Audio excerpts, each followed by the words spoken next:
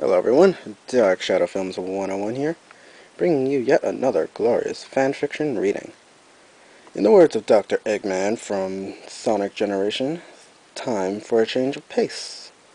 Today I'm going to be reading you not a pony-related story, but in fact a Sonic the Hedgehog related story. In case any of you don't know, I am also a big sonamy fan as well as a brony. So this was going to be my first sonamy fanfiction that I will read. It was found through a miscommunication with the author, and as such, I said that I would read it, and now I am. The story for today is called Who Are You Now? By PinkblurAmy.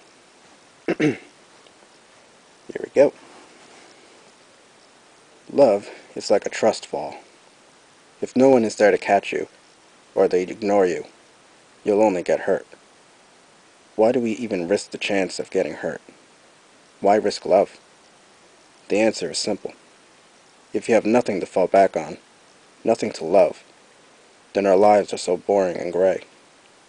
Then they aren't really lives, are they? Just recorded movements through a period of time until the last string is cut, and we are gone. Amy felt like such a tool. Her morning had been spent squealing and drifting off to daydreaming about the date that she was going to happen later that night. She did her best to look beautiful. Red dress that went down to her knees, curled hair, red heels, and makeup was applied as she hummed a soft, happy tune. She spent hours pampering herself for the special occasion. Once ready, that evening, she headed for the diner to have a special dinner with her one and only, Sonic the Hedgehog. They were to meet there, 7:30 precisely.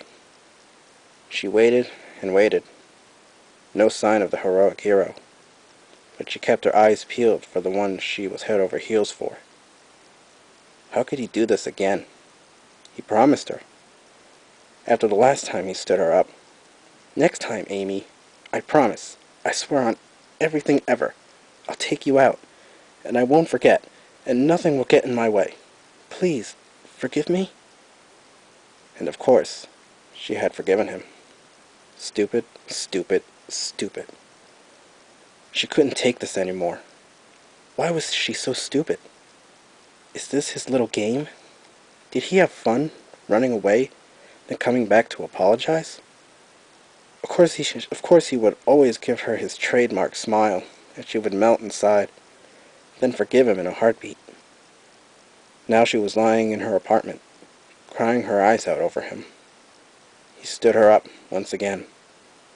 Tears stained her cheeks, and her dress was now wrinkled from running out of the restaurant from embarrassment. Her hairspray was in clumps of frizzy locks of hair as she laid her head on her pillow, letting the tears stain its surface. Just when I thought I brought myself up again, I was let down, she whispered to herself. I'm so stupid to forgive him the last time.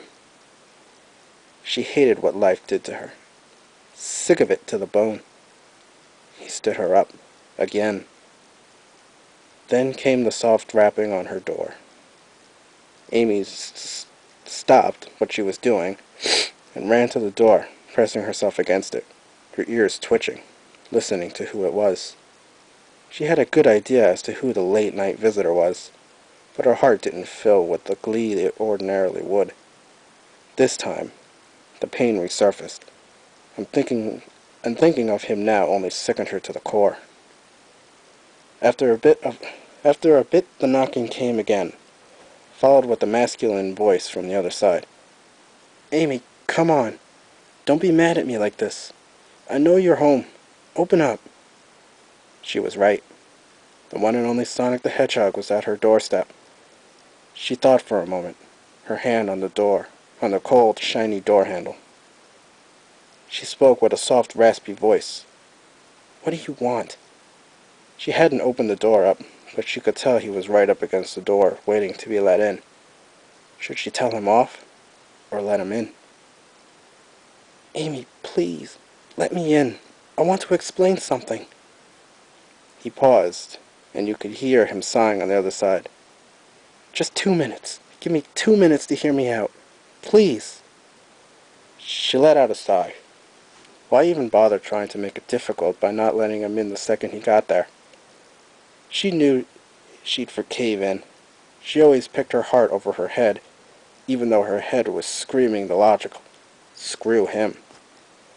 Sonic felt relief wash over him as the locks clicked and it opened to see the heartbroken hedgehogette in front of him. 2 minutes, she spat. Then you're out. Her usual cheerful eyes were replaced with the ones that were filled with pure hatred and regret. He felt guilt eat at him just looking at her, so much that he couldn't make eye contact. His throat clumped up, and as he couldn't find words, he knew he couldn't sweet-talk his way out of this one. "The clock's ticking," she murmured impatiently. He stood there, just staring at her. "Amy," he murmured so softly, so sweetly, he already felt her heart throbbing for him. "You look so beautiful tonight." Amy's eyes widened in shock, an incredulous look clearly visible on her face. Well, that was unexpected. He had thrown her completely off guard. But no, she couldn't let her guard down. She knew he wasn't done speaking, but she spoke up anyway. "Oh, really? I looked a lot better, you know, before I showed up to the restaurant, waiting for you, looking like a tool." Her words hit him like a bullet. Did he really hurt her that much? His voice was cracking. "Amy, you look so beautiful tonight, and I feel like such an idiot, because you did it all for me. Amy, in all honesty, I didn't show up because I'd completely forgotten. I know you don't want to hear it, Ames, but I'm sorry. I'm truly, deeply, sincerely sorry. I'm willing to do whatever it takes to make it up to you. Anything. Name it, Amy, and I'll do it. Just please. I can't see you cry anymore because of me. I never wanted to hurt you, and it kills me seeing how badly I hurt you. It really does." Her eyes were watering. She stood there realizing Sonic the Hedgehog truly meant his apology. But she had seen this all too many times before. Him forgetting and her forgiving. Now she knew what she had to do, and it would be the hardest things ever to do. "Sonic, I do a lot of things for you, unconditionally.